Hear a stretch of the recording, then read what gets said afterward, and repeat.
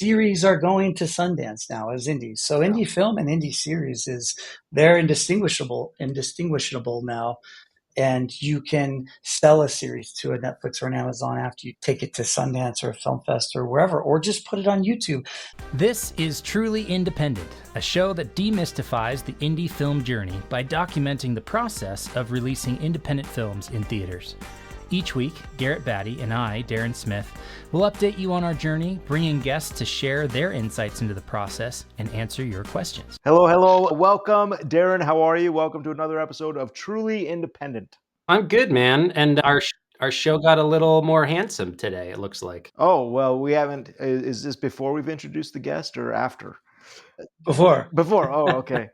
No, I'm very excited about the episode this week. We're recording this a little bit later than we typically do. We're at 2:00 instead of our regular morning session. But that's because I've invited a dear friend of mine to join us, Luke Johnson. How are you, Luke? So good. Hey guys, first time, long time. Thanks so much for having me. I've been workshopping that for a couple of days now, so I hope that actually crushes with your listeners. The first time, long time bit. I love it. Yeah, it's like something people say on the radio. If you go back and listen to the radio, Yeah. It's original. It's an original joke, and I appreciate the time you put into preparing that for us today. Thanks, buddy. Appreciate that. Luke, speaking of first time, long time, we've worked on several projects in different capacities for a long time. I don't know how that segues from first time, long time, but just go with it. All right, just go with it. We're going. And I chatted with you about coming on the show to talk about, because this season, Darren and I are focusing 100% on development, and hopefully we'll get into pre-production, but mostly it's development for independent filmmakers and project creators and entrepreneurs who want to figure out how to take an idea from very concept to starting to kind of initiating and funding and all of that stuff.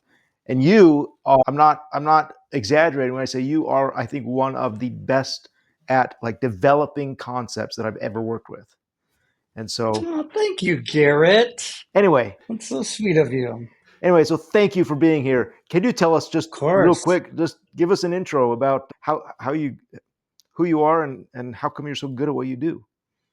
Well, thank you guys so much for having me on here. Garrett and I play a little pickleball in the mornings, and I just felt lucky to get an invite. So here's who I've been and who I am. I've been like producing mostly TV for 15-ish years. Pretty much most of the networks that you have heard the name of, I've made a show for. Some I'm very proud of, some I hide away and you'll never know, but I'll tell you guys. Should we IMDb it right now? We're gonna look.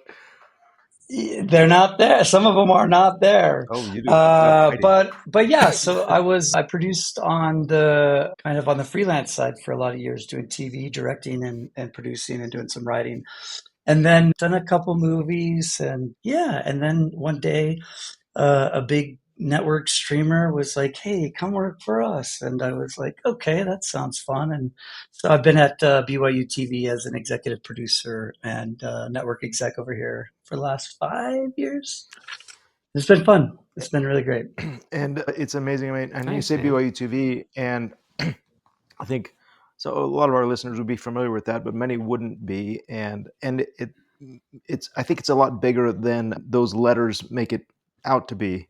You guys have an incredible online following, including the show that you're EPing right now, right? Which I think you just had last night's episode had Terry Crews in it. Are we allowed to talk about that? Let's go. Yeah, for sure. We had Terry Crews. Yeah, so I executive produce a bunch of the shows here. I kind of just oversee the full creative. I don't get in the numbers or schedules or any of that because I don't like it. But I fully oversee the creative for many shows here. And it's been great. I think, like we went to the Emmys this last last year, and Netflix is like, BYU, and I'm like, good one, guys. We're like kind of like a boutique little network. We're a network housed at a school owned by a church, just like your Netflixes and your Hulus. Yes. But it has been, we've had like incredible growth over the last several years. And like you said, we've had Terry Crews on Studio C, our sketch comedy show, and a bunch of other exciting special guests. Two of my series were nominated for Emmy Awards, including Best Series. We lost to the Muppets, as one does, 60-year institution. Yeah, it's been great, man. It's just to even be able to say we lost to the Muppets is a pretty sweet achievement. So Very fun. very good. Henson is the goat, as my kids say. Hmm. I don't know what it means. Yeah, no, that's true. Well, cool. Well, thank you again for taking a few minutes to chat with us about pitching. Last week, Darren and I talked about three kind of phases of getting to a pitch. That cold call or the warm level pitch to the invited pitch. Now we wanted to talk about, hell, we're in the room. What do we do? What does a filmmaker Yeah. do? And in your experience, so what is expected when you've invited somebody to pitch either a show or a film? As an executive, what is expected? What should we bring to you? Yeah, I think it's the same also for, I would say, film and series, because I think post Breaking Bad, all the best actors want to work in series, and they do, and all the best directors and writers and creators also work in series because you've got more time to flesh out characters and do a lot of development there. So I would say, as you're taking a movie out, be open to the idea of a series as well. For me, I think I come from, like I said, like a freelance producing, directing background, but I was really super hungry to pitch constantly and to try to sell shows. And I had a lot of really close things that went to contract, and got very close, and then I did end up at a show that ended up selling to Facebook Watch, and I just was obsessed with like crafting the materials for that. So, and then it's been really interesting now being on the network side. All the companies that I worked for the past 12 plus years now are pitching to me on a weekly basis. So it's been like a kind of like a masterclass in like the do's and the don'ts and like best practices, and it's really been fascinating to see. And also I look at some of the companies, I'm like, that's what you're taking out, and which is like great. And it's inspiring for people who are independent. And so I think the first thing I would do is like definitely know who the buyer is, like definitely know what they're looking for, look for what their mandate is. You won't always, as an independent like creative, be able to get that information. That's something that if you've got an agent, the agencies kind of take out to their clientele and like have that like frequently updated.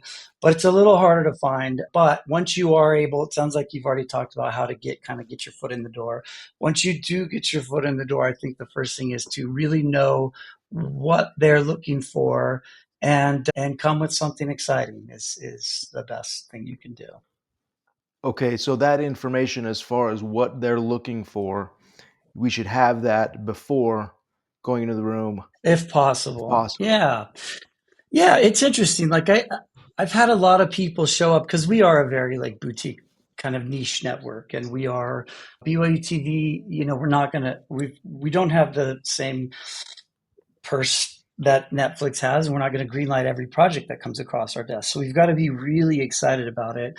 And I've had some of the best pitches I've had are when people show up and they just, sometimes if you get your foot in the door, it's fine to say, can I just do like a mandate update with you, or like get a mandate call on the books, and usually just take 30 minutes and just say, what are you looking for? Is there any, people ask this question a lot. Are there any like boxes you're trying to fill? And because like most networks, we're a bit more of a sandbox where we can kind of play in a lot more spaces as long as it hits a few like key criteria. But most networks, food, they're going to do food. HG is going to do Reno. And so you need to kind of know what they're looking for, but it's fine to ask for a mandate call or like meet about a mandate. And then even I've had kind of hybrid meetings where somebody asks, or up front, like, can you walk me through the mandate? I've got a couple things, but I'd love to know what the mandate is. And then they'll say, well, I've got three or four, they'll say, I've got 3 or 4 projects, but 3 of them actually aren't a great fit. So I'm just going to skip that. And I very much respect when somebody respects like my time after I've told them what the mandate is, because I'll have agents from major agencies that'll ask me for the mandate. I'll give it to them, and then they'll say, how about a paintball gun show? And I'm like, what about anything I just said makes you think that that's a fit? And it drives me crazy. So as somebody who's getting pitched constantly and just has to go through that churn and burn, if you can show up with something fresh and also kind of know what I'm looking for, just like a general direction, it's helpful. But you don't always have to know. Yeah. So Luke, I mean, I was in your office pitching you 2 weeks ago or something like that. And I think for the audience, for context's sake, that's exactly how our conversation went. I said, tell me about your mandate, because we didn't do it before the meeting. So we took the first, 10 or 15 for me to get a really good grip or grasp on where you're at now. Because I'd pitched the network prior to you coming on board, and it was a different mandate back then. So it was nice to get that update. Right. And then I did the same thing. I was like, one of them's probably not for you now that I know. Right. And so I just wanted to throw that context in to say, you're not lying to us. You're not making this up. Like, it's really a fair thing to go in either knowing the mandate or being willing to spend some of the time. If you've got 30 minutes to meet, maybe don't take too much time on getting an update. But, I think we had an hour together, and a good chunk of that was understanding the mandate. And then we'll get into the pitch, but I think we could even use, we could put you on the spot and you can give me feedback on how I did and everything. But like, sure. I do think that was extremely helpful, because even as I was pitching, I could lean into different parts of the outline or the pitch that I had prepared, knowing that they were going to hit those marks way better than other points. And so there were entire sections I kind of skipped over, and I was like, well, that's not really relevant anymore. So we'll just move to the next part that is. And that was really helpful. Yeah. Yeah, you adapted well too, because like I said, we are so niche. It's like you heard things and then you kind of like picked up on things and you kind of asked the right questions to steer that and you figure out how to weave in like our needs into it. And like a Netflix, if you go to a Netflix or like an Amazon, it's like different execs are going to be looking for different things at different times, and that is true of all networks. So it is nice to get kind of a refresh, but some of these places just you could take almost anything there depending on if what you're bringing to the table. But the best thing, the most exciting pitches to me are when I feel like, oh, these guys or gals hear me and have listened and now are like picking up on that and saying, oh, this actually might work in that space because of XYZ. And so I think you did that. Just for context, I'll get a little bit more into like what you should probably come to the pitch with, and I'll give you, Darren, some like real time feedback. Truth be told, I know Darren, and like I said, oh, dude, come on back. Like I know you pitched forever ago, and so I kind of just like put him on the spot, and he didn't have a big window. I would always come with materials in hand, and you didn't obviously have a deck, and I probably said, don't worry about a deck, just give us a log line and a paragraph or whatever. But I think you're basically like you've got one chance of a first impression, right? I know both of you, so like, and I trust both of you and think you're great creators. So if you come to me, I'm going to be like, oh, cool, I will engage here. But if I don't know you, like you've got to win me over pretty quickly. You don't have a lot of time to do it. And I'm an easy guy to win over. I just like people and I like story. I'm a sucker for good story. So when you show up, I would try to have a deck in hand. I would try to have a deck that very clearly, at the very least, have a one sheet that kind of like spells out what you're trying to do. If you can put a deck together, you should do so. And that is images and words to really convey what you're trying to sell, because that is what you're doing. You're trying to sell us on spending a lot of money on your thing and get us excited about it and get us excited about why we should.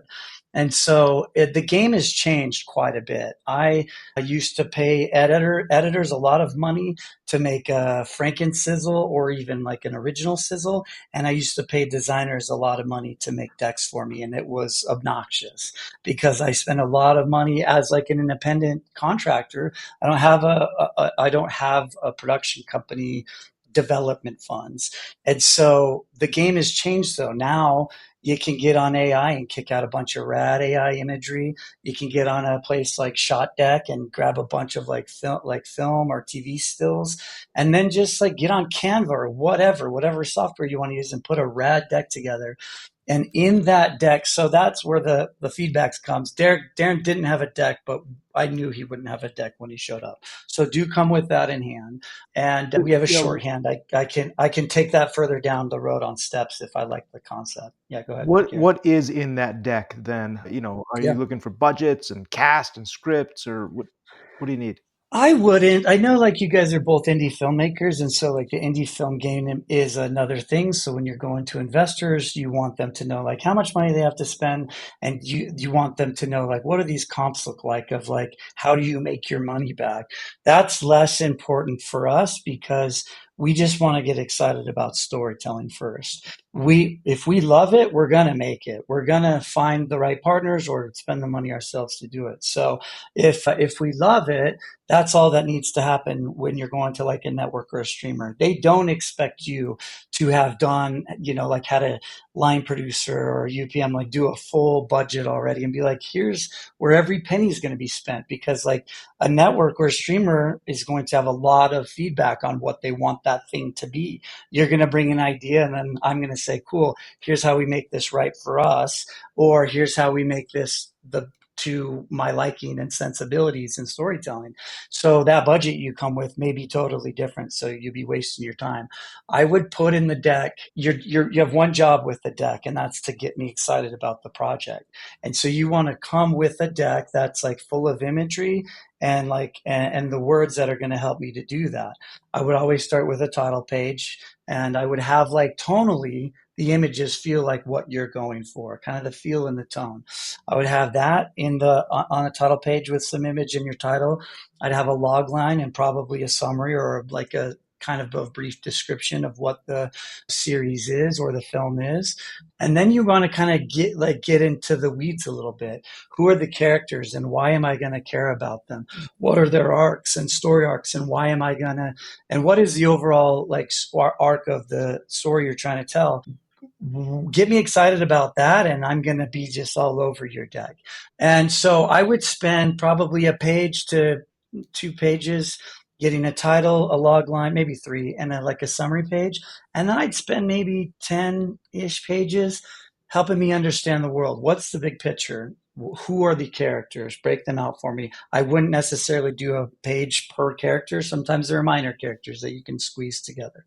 You can do episode kind of breakdowns on different pages. You don't always have to come with episode breakdowns, but if you do, then I can see it really fast. If you know what the series needs to be, then I'm going to be like, oh, wow. I have had a deck where I'm like, this is exactly episode for episode. It was an 8-part limited series. I'm like, this is exactly how I would have done this. And like we moved forward. But you can have more general, big picture, bird's eye overview of what the story will be, who the characters will be, how they'll intersect with each other. And then just like, why do I care? Like, what is it? Like, what is wowing me about that? And so I wouldn't spend a lot of time on from the team that brought you XYZ. I sometimes do that if I like partner with big, partners and I can use their name to leverage just a little bit, or a show name. I wouldn't worry so much about that, because really if you get me sold on story, I'm going to be pretty stoked to dive into the materials. And then on the back end, I would just probably wrap up with like maybe like a tone and a feel, or like aesthetic, like what you're going for, like some comps, different types of films or like series that you are trying to be in the world of. And then just like a contact page, put your number and your name on there, and that's it, man. It's encouraging, Luke, because you haven't said anything that an indie filmmaker, an indie storyteller couldn't come up with. You haven't For said, sure. hey, you need to have a showrunner, an experienced showrunner attached, or a name actor attached, which is great. When I hear that, I think, okay, well, if it's truly about story, that's what we do. Like that's what we, as storytellers, independent filmmakers, that's what we come up with. Yeah. Like what's that show my kid loves where they go to the nether world and there's our plants with faces and they're monster zombies? Stranger Things. Stranger Things, like Avatar. I'm sure you guys have Avatar. Airbender. I'm sure you guys have looked at that deck, but there's a great deck that the Duffer brothers put Yeah. out of, and it's just like they didn't have anybody attached. Like, look at Firefest, dude. Like, those guys went in and just like had a great song and a dance. That's all they had. Nothing other than a song and a dance, and people spent millions. I've heard Cinco Paul and Candario, the guys who do all the Dr. Seuss movies and created the Minions. I've heard them say when they first went in, they rolled a piano in and they did like musical numbers, even though like they weren't even part of the thing.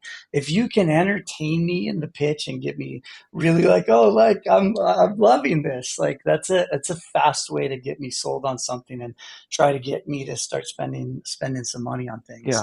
Also, what's also encouraging, Garrett, along those lines is I went to Sundance this last year and heard Mark Duplass talk about his indie series that he funded himself. And Yeah, he took it to Penelope. Sundance. Series are going to Sundance now as indies. So indie film and indie series they're indistinguishable now. And you can sell a series to a Netflix or an Amazon after you take it to Sundance or a film fest or wherever, or just put it on YouTube. The Yo Gabba Gabba guys, who I do a lot of work with, they forever try to get Yo Gabba Gabba off the ground. First of all, they try to get the Aquabats show off the ground, and I was obsessed with the Aquabats as a kid, teenager. They tried to get that off the ground for years. Bobcat Goldthwait did it. Sizzle. They just like the story about that is pretty incredible. Then they made Gabba. They just made all these crazy characters with no mouths, no lip flap, and just like very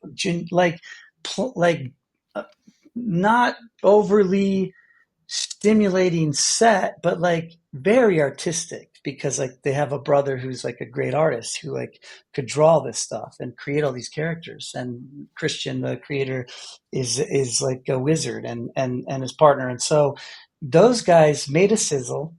Actually, they made a pilot of a series. Nobody wanted it. Everybody passed. They put it on, and I was following the whole thing because I was writing an Aquabats like feature film at the time. I ended up like writing and directing some Aquabats super show, Amazing, silly like commercials. And that was like my dream job because I was obsessed. But these guys put it on YouTube, this whole pilot, and 22 minutes or whatever. And just, it was magical, instantly viral.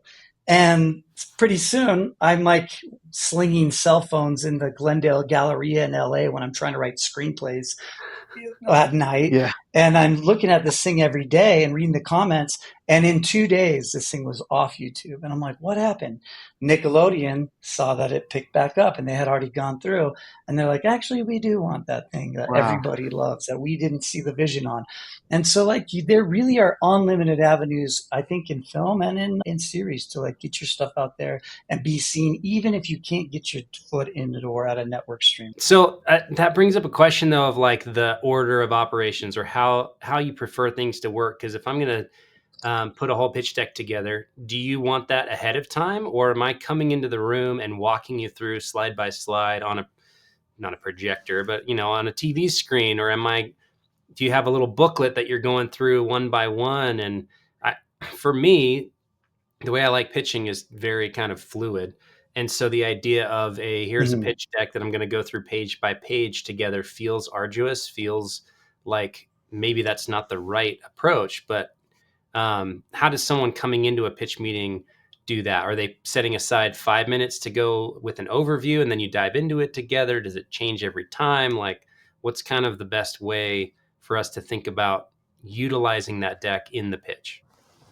This is why your pitch was good, because you had great questions just like that, Darren. It's both for me. It's both. And that is that it's project dependent for me on if I am going to pre-send it or if I am going to wait till arrival. If I feel like I've got the ultimate like song and a dance that like doesn't really work without me being in the room and really slinging it, then I probably won't send it in advance. But on the flip, I sometimes try to gauge interest or get my foot in the door or whatever by saying, hey, is this something you guys would ever, like if it's not something that feels like, if I'm not there, because I do feel like I'm really good at selling and sales. I don't. I know that not every project is for everyone, and some projects will never find a home. So for some projects, if I am trying to be strategic about how I get it there, I might say, "Hey, is this something that you guys would ever do?" But sometimes, like it's my lesser project where the materials are fun, but it just helps me like then talk about like get to the next one, you know? Mm, And so I have done that before. So I think it just totally depends. I think it's like if you don't think you can get me excited about it without you being there, then show up. If sometimes you can't get a meeting and sometimes it's just worth getting materials out there and saying, hey, is this ever something you guys would even consider or is this in your wheelhouse at all?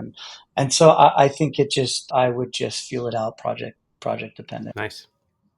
Luke, once we've pitched, we say, hey, okay, I went in, delivered my deck, did the song and dance, rolled in the piano. How do we know that it was a success? Like, what's the expectation that I should walk away and go, hey, that was good? Is it they're going to fund the movie? They're going to give me a couple $1 million check, or is there a development fund, or how does what is a good positive next step? Yeah, I mean that's all streamer or network based, depending on like what that's those steps look like for you and those next steps. The way that I try to look at it is like I walk out of there and it's just like an actor who goes to auditions. It's like, well, it's done. It doesn't mean I don't follow up, but like I emotionally try to detach from it because like the truth be told, like I've been here 5 years and received thousands of pitches, Yeah. good and bad. And even the like ones that are in the 99th percentile, like many of those never get made. It's like you have to like do whatever works there at the time. You've got to do the thing of getting the exec excited, and then the exec has to convince the people spending all the money to spend the money. And so, like, I let go of all that, or I try to. I remain hopefully optimistic, and I do due diligence in my follow up. But if I tell you, hey, this is great, like we'd love to like look into like a development step on this, that's a great sign for you. A lot of streamer networks used to just be like, I love it. I'll buy it. Here is $5 million for the pilot or whatever.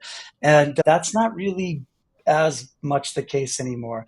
People are trying to, I mean, as you know, the industry's in turmoil like all the way around. And so people and networks and streamers are being more careful with the money they spend. And it's also like hard to have like a stinker or like something that you think is a hit and nobody finds it or the algorithm doesn't push it or whatever. And so after you leave, like regardless of what happens, I would always follow up with an email and just be like, hey, and if there's additional materials sent over, that's a time to send those. Thanks so much. That was so great, like diving in and really learning what you guys are all about and what you're up to. I love what you're up to. And I hope we can find something to figure out to do together. And then don't be annoying after that. Like there is like squeaky wheel, like gets the grease. And there's also like squeaky wheel is so greasy or squeaky wheel so squeaky that I replace the wheel eventually. You know what I mean? And so like it's a fine line because I do have a guy who's a brilliant salesman who sold me a series or sold a series recently that, and he's a dear friend, so I feel like he'll be fine with me saying this. Who was he was very squeaky, and at times it's like I'm trying to do notes on my cuts and scripts, and anyways, it just like Yeah. you do just want to be you want them to remember you, but also not be annoying to them. And this guy wasn't doing that. This guy is, but there have been people who do that. There are people who follow up 2 days later. Hey, do you get a chance to read those materials? It's like, this is 2 weeks out at least before I probably even see this thing. And I want to talk about it with my team and I want to review and I want to digest and I want to look at it properly. So yeah, I'd say like give it 3 weeks, drop them a line, be like, hey, just checking to see if you had a chance to check it out. And then if they don't respond, give them more time. If they do respond and say, hey, sorry, I've been so busy, that's usually what the response is always. Yeah. Give them a month, give them 2 months and just like remind them you're there, but don't drive them crazy. Yeah. So I want to actually go back a step because when you're in the pitch, how, I don't know if you always set aside an hour or you always set aside 30 minutes or if it's kind of project dependent, but how do you like that time to be used? Do you want them to pitch for 20% and then converse about it and kind of jam on it for 80%? Because I'll give my side of it. That's what I prefer, because I want to know if the big idea is resonating at all. And if it is, let's jam on it to see if I want to work with you too. Like what's it going to be like to work with the development exec? What kind of ideas are you coming back with? Do I feel like it pluses the project, or is like, you don't get it at all? Like, I'm kind of using the balance of the time I would be like to work with and to experience what you would be like representing the network. It's in when you've been on our side of the pitching. I think you nailed it. Exactly, Darren. I think it is like, for me, because I am a sucker for a good story, I'm going to latch onto the things that are exciting about the story you're bringing me. Or I'm going to be like, what if this was this? And that might work for a network. It's helpful. You don't want to pitch the whole time and then be like, see you later. Because it's like, it's what you said. It's like, I'm going to see what you would be like as a partner.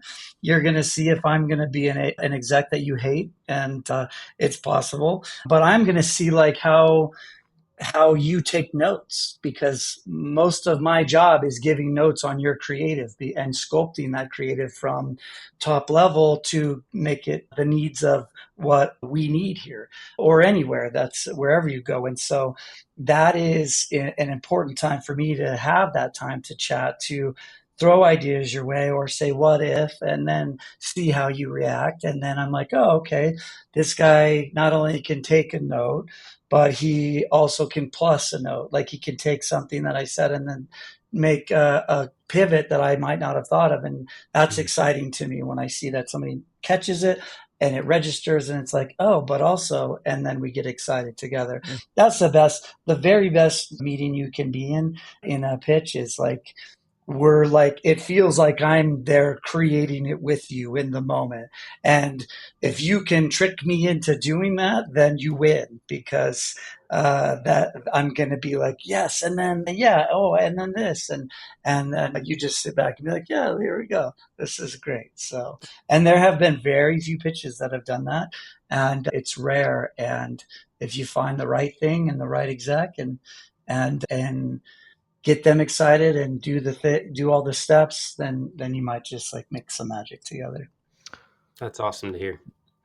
Luke, you've been super generous with your time. Any, maybe we've got time for one more question, unless you want to hang out with us for longer. But all day, right? Day. Hang on there, listener. He's with us still. First time, very long time we've been on this call. So, you're a storyteller. I know you as an incredible storyteller. Any great success stories or horror stories of pitches gone well or pitches gone terribly that you'd want to end with? I think it's harder for me to talk about some of the ones that have gone really well, because we're probably in like active development on the ones that have like gone really well, and they're not quite there yet. But maybe we could do a follow-up and I could like tell you like because there have been a couple pitches recently that it was that I was obsessed, and really? They brought a thing to me. I mean, page 2 of one of them, I'm like, is this that? And they're like, it is. And I was like, man, you could not have brought me personally, something more exciting, because I knew right where they were going. And so there have been a couple of those. I think on like the best version of pitches, I would just be very strategic. Like, this is a relationship business. Don't worry. I get this a lot, and I guess this is kind of the good and the bad. I'll tell you what I do and what I've seen. I have people who are so anxious to just get the thing to me, or like get the information out, that they don't stop to like do the relationship part of it or do the engagement part of it. And that's really important. And so on some of the things that I do, like on like independent projects or whatever, before I came here, I mean, I would have a long game of like 12 months sometimes before I even tried to set up a thing, because I would have these touch points. You guys talked about that sales process and how to get your foot in the door. And actually, while I was trying to get in film and TV, I was doing sales and marketing for like 10 years. And so the more you can learn how to sell well, the better you're going to be. And it is relationships, and don't rush that. Like, take the time to have the person on your side when you arrive and have them excited to see you if you can. Don't worry so much about like, oh my gosh, I got this my first pitch and then just blow it. I mean, and then just like be fluid, like you said, Darren. Be like take some improv classes, right, Garrett? There's nothing that Yes, can man. help you more in life than taking improv classes, and also read some sales books and read the Duplass brothers book about like filmmaking and whatever. Just like get into the mindset of what it just means to go out and find people who, because all really anybody wants to do is make cool things with people they like. That's all anyone wants to do. Right. My job isn't like some like, here's a stamp of approval, green light. Like that sounds like a miserable job. My job is to get in the weeds and the creative with you guys and just be like, this is awesome. And like get excited together. And so that's what you want to approach it as of think of that end goal of like someone that you should want to get really excited together about a thing. Some don'ts. I've seen a couple. A dude brought a 100-page deck to us once, and I thought, and what you said, Darren, earlier, they read every block of dialogue text to us, and I'm like, I scrolled forward. I was like, how long is this? And it was truly like 97 pages. And I was like, what is this? Like my head exploded because I'm like, how did these guys even get this meeting through their agency? And there was a big agency. I shared that exact story last week on me Did bringing a you? deck that was super long, and the executives were just like, after page 7, they're like, okay, let's talk about where we're going with this. Yeah. Yeah. So I think 12 to 20 is the sweet spot, like on page number. I know some people will tell you to do less. I think to get like, here's what I would say: do as much as you can with as little as you can, and like, and look through it for like, is anything fluff or excess that I can cut away here? yeah, I used to do decks that were like 5 to 7, and that was fine. Now I do like to like dive into story a little bit more. At least I like to see stuff that's a little bit more. So my decks would usually be about 10 to 20 pages, depending on the project. And then another thing, like this is a very dear friend. So I'm going to share the story and not tell you who it was. But I go to like a filmmaker summit, and this friend, he's a genius. He's a creative genius. And he's actually somebody that I'm really interested in doing a lot of exciting stuff with. And so let me preface it with that. But the dude did have like 100-page deck. And not only did I have a 100-page deck, well, first he brings out this giant, like, it was like a sci-fi thing and like a small town sci-fi thing and like a period piece. And he brings out this crate and it's like, it's got all these props in it. And we're like, this is awesome. It's got like top secret government, everything, and like hay, and like this crate had been like discovered somewhere. I'm like, this is fun. This is that song and dance. That's rolling the piano in. But then in addition to that, he had this 100-page deck, and it was like all over the place. It was like, this page is like the recipe page that you see in a lot of decks of take a pinch of this and a fourth cup of that. And it's like, I've done that in food shows before, but this was for a sci-fi like series. yeah. And he's a friend. And so maybe I'll say, hey, I maybe We talked you up on our show. We can do that. Yeah. And so anyway, it just like, it didn't have the fluidity. It did not have like the consistent tone and feel. It like jumped like tonally, and it jumped to different vibes, and like, and it also just like, it's like, well, what are we reading by now? Just give me like everything I need to know, and then just like, let's chat through it and talk about it. Yeah. And that's the best way you can do it. But like, if you got a fun crate, like this dude, I will tell you, like, I'm developing something else with him here. And he's like, I want to do a leather bound book. I'm like, that is awesome. I'm like, I don't need it because like all I need is the PDF to review. But like, I do think that would be awesome to hand to someone, because there's something about a tactile thing when you show up. I don't think it's necessary, but like, it's the little things in life, you know? And if you can wow someone in another way, you can actually like do a little bit of the balancing of like, if your story's not quite all there yet, you can do more heavy lifting with something, but it's got to be like appropriate for the project. That made complete sense that this like governmental alien whatever he showed up with like this box that was had been recovered. That's awesome. Fun, man. What an amazing job you have, and you're so good at it. And it's fun to see your shows and the outcome of you can always see kind of Luke's fingerprints in different things, and I love it. Thanks, buddy. Yeah. I appreciate that. You guys are rad, and Oh, I'm thanks, man. excited to like, share, and subscribe to this Yes, podcast. please. I hope everyone is and ding that bell. And then also like I love both you guys and I'm excited to see all the stuff that comes out of your brains in the next many, many years.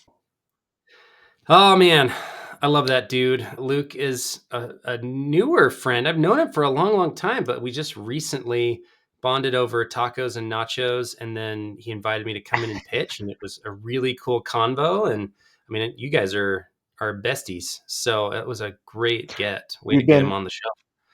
Yeah, well, he's so great to even spend time with us and come on.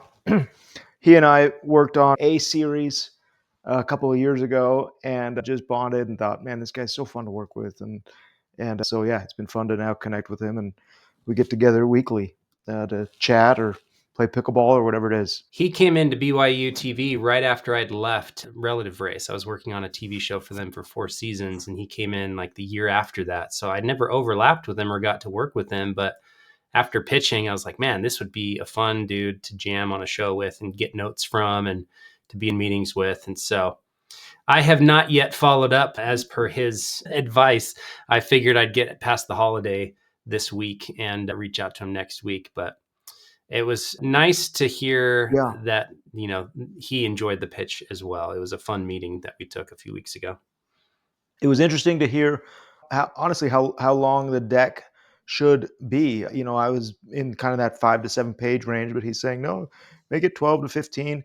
I like what he said about saying as much as you can with as little as you need, which is great. And so I'm working on a deck right now. I'm pitching a feature film and building that deck, and I've got 14 pages of treatment information just all written out, and then even more research.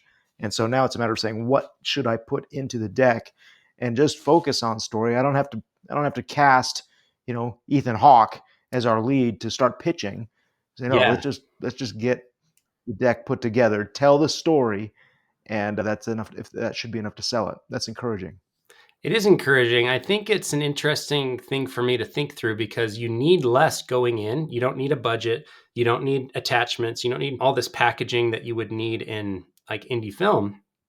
But you also have way fewer options, I think, when it comes to A, how many networks there are, B, how many you can actually go and pitch, C, the ones whose mandates line up with the project that you have. And like he said, he's taken thousands of pitches in 5 years, and I think they've probably greenlit 0.1% or so of those shows. I think the odds are Yeah.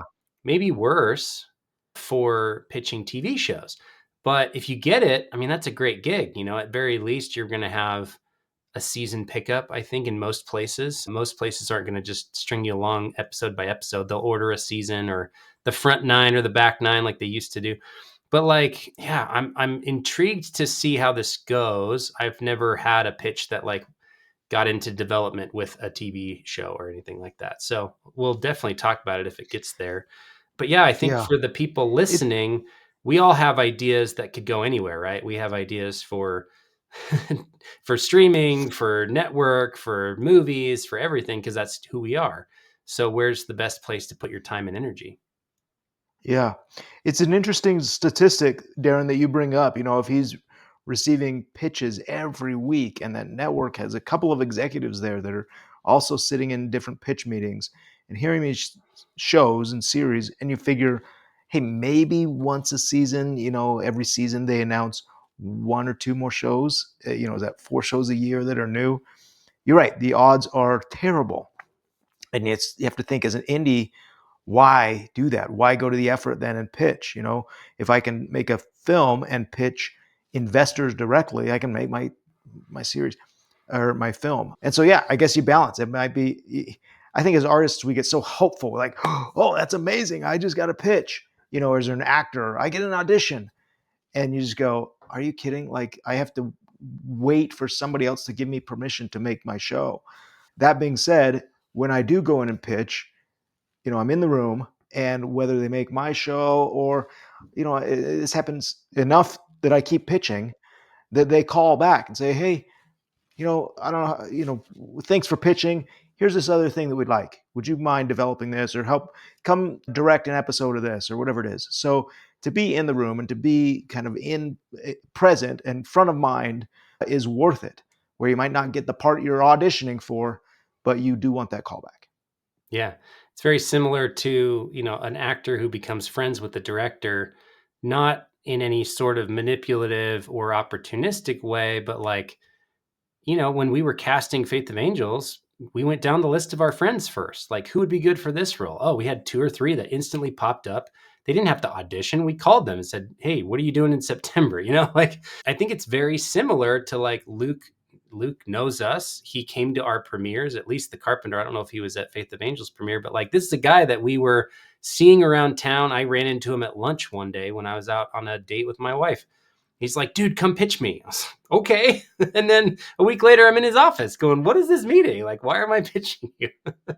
So I think that goes back to what he was talking about relationships. Like, if you need it really badly, if this is your last ditch effort and everything, your entire income and your career and everything hinges on getting this pitch to land and getting this show ordered, man, that's too much pressure to put on something that's just a fragile little idea that needs a lot of development and nurturing in order to get to the point where it can be a TV show. But yeah, man, so many ideas, so many great tidbits and little nuggets of knowledge there from his very successful career doing this for a living. So man, loved it. Loved that conversation. Yeah. Good stuff. Well, thank you. Thanks for your questions, and thank you to the listeners and watchers for joining. Again, if you have questions or topics or ideas that you'd like us to cover, shoot us an email. Go to the website, which is 3coinpro.com/podcast, and leave your comments there. Awesome. Anything else, Darren? I don't think so, man. Well, I think next week we probably are due for an update. Happy Thanksgiving. That's this week. So we're, I posted about this yesterday. I was like, don't slow down. Like, we're getting into holiday time. So if you've been one of the handful of people that, have told me they've been on this journey with us with the podcast since episode 1, like, don't slow down for the next 4 or 5 weeks. Push hard through the holidays. That doesn't mean you have to work during Thanksgiving dinner, but like, don't just take the next month off, because the way that you're going to set yourself up for January is how much progress you make over the next 4 weeks between this, the day after Thanksgiving and the day after New Year's Eve. And so I think it's just really imperative for people that are trying to get projects funded or get into the rooms with people or whatever it might be to move your projects forward. Don't slow down. Keep up the pace. Keep messaging people. Keep taking meetings. Keep pushing. Keep posting. Keep sharing, because you're going to stand out from everyone else who just kind of goes dark for the next 4 weeks going, oh, well, the industry goes to sleep during the holidays, so I might as well not even try. Well, if you got that mindset, you shouldn't try. Might as well not. Good advice. Thank you very much for tuning in, and I can't wait to see you next week. Same, man. Take care. Thank you for listening to this episode of Truly Independent. To join us on the journey, be notified, and ask us questions about today's episode, head over to 3coinpro.com/podcast and put in your name and an email address. If you're a fan of the show, please leave us a review on your favorite podcast app and be sure to share this. Thanks for listening, and we'll see you next week. Our intro and outro music is Election Time by Kjartan Abel.